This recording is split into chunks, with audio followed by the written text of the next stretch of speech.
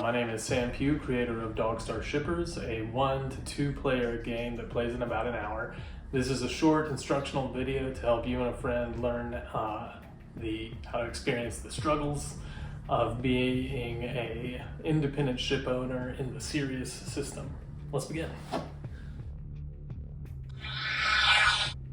So this is Dogstar Shippers. As we've said, in this game, you and your opponent take on the roles of independent ship owners in the Sirius system, a system full of exciting conflict and risky outer space encounters.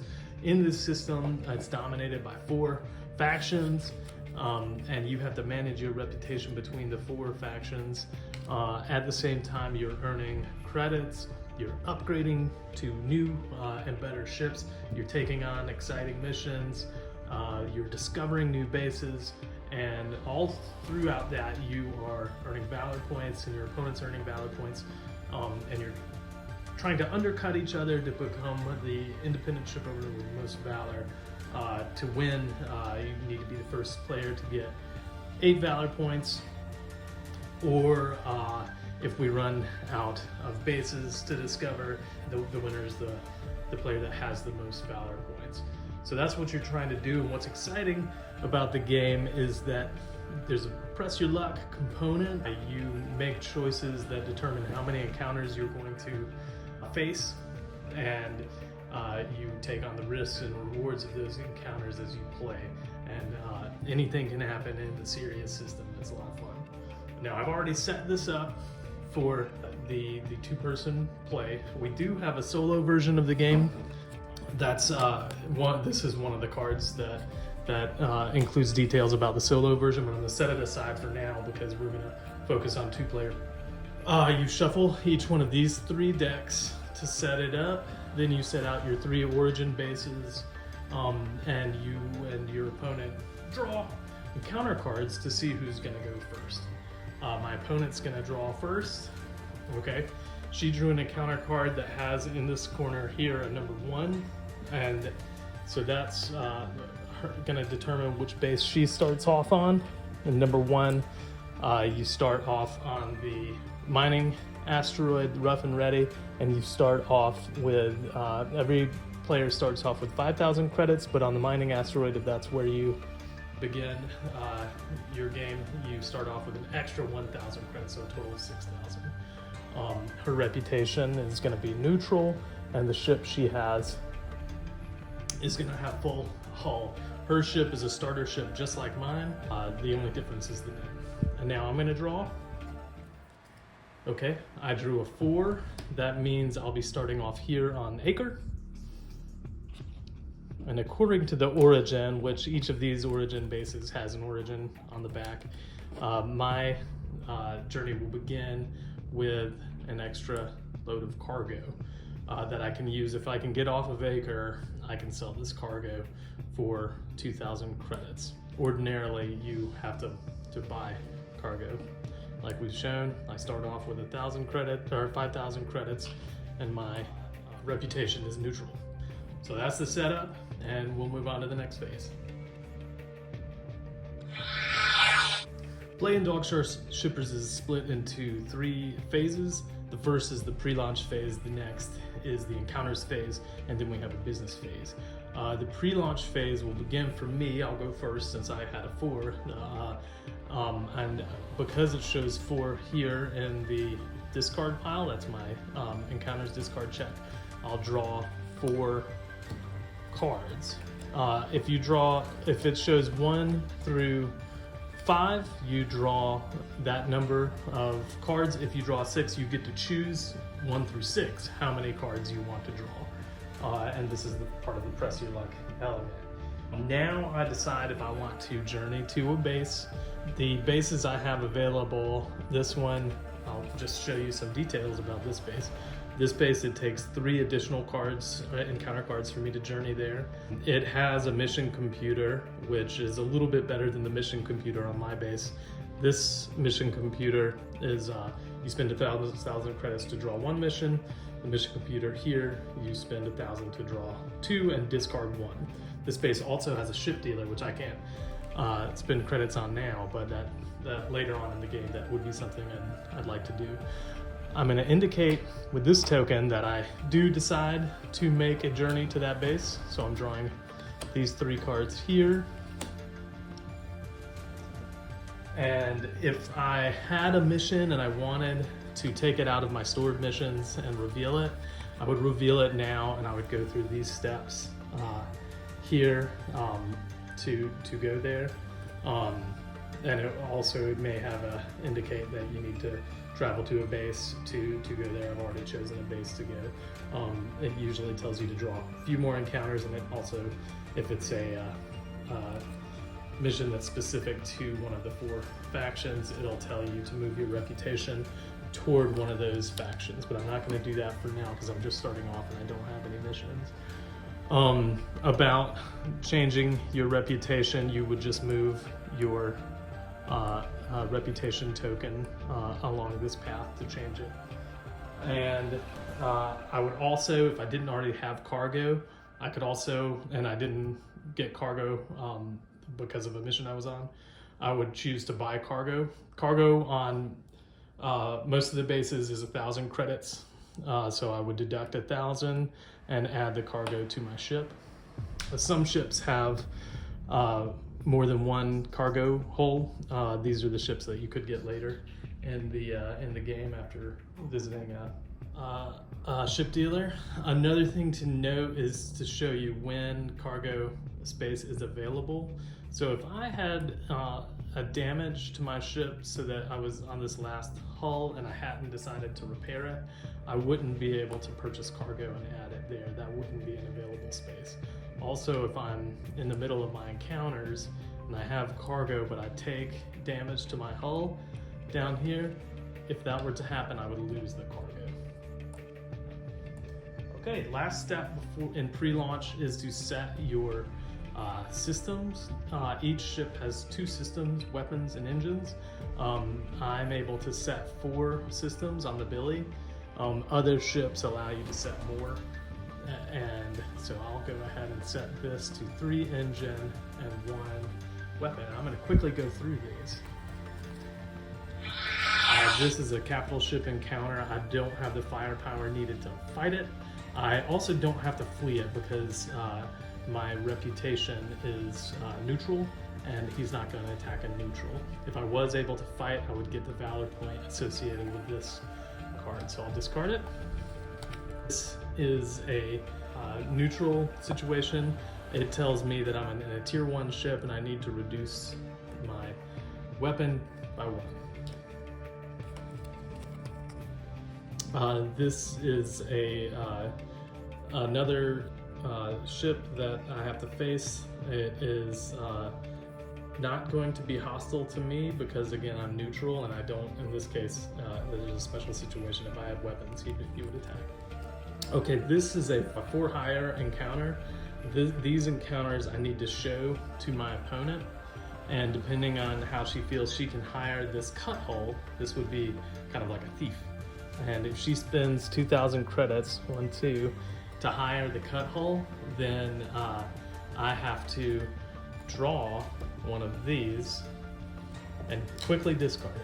And depending on the outcome, it would tell me what would happen. So this is a 5 over here, and because of that, she would be able to steal from my mission cards if I had any missions in the store.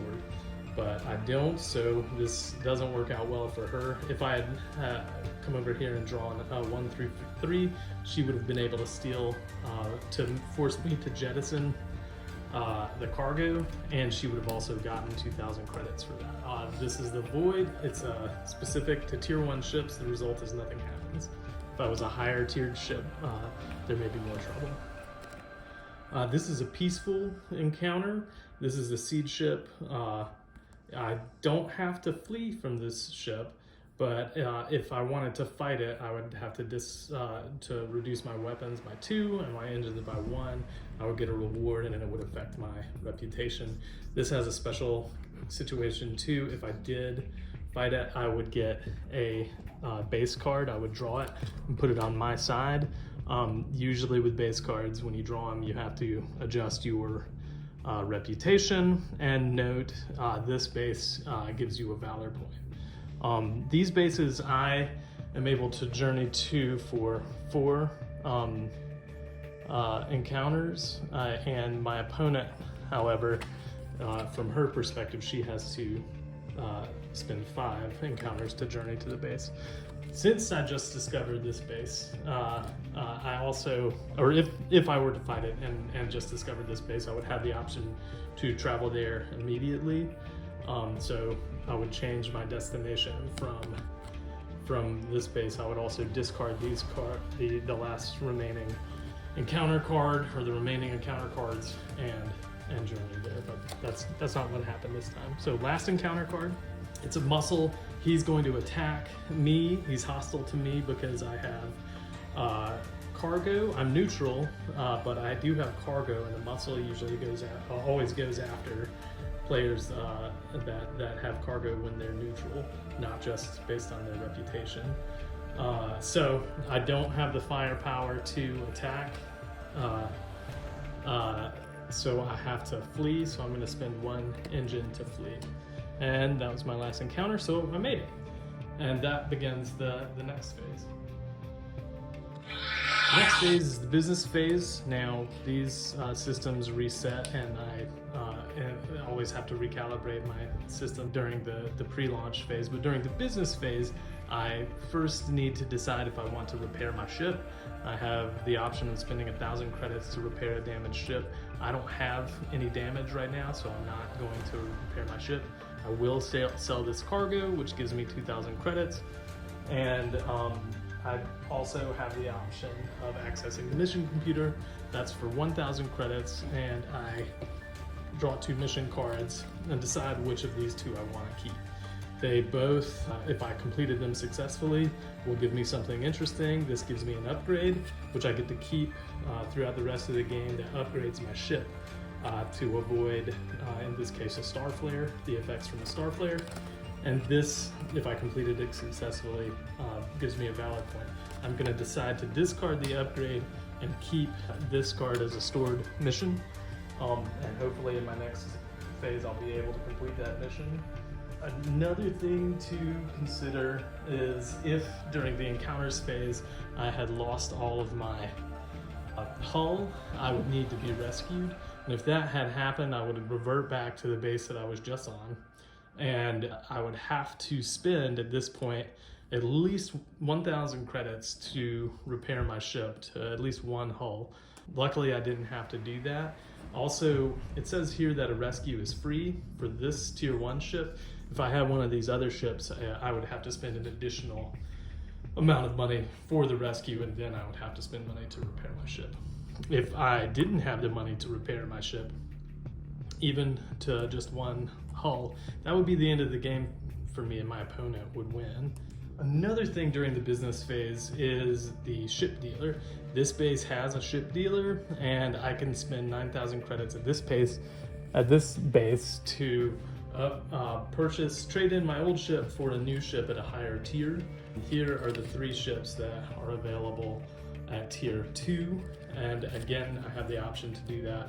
If I had a tier 2 ship, I could upgrade to a tier 3 ship. These ships are available to me first, but if my opponent had already upgraded her ship and I went to the ship dealer, I would only have these 2 ships available.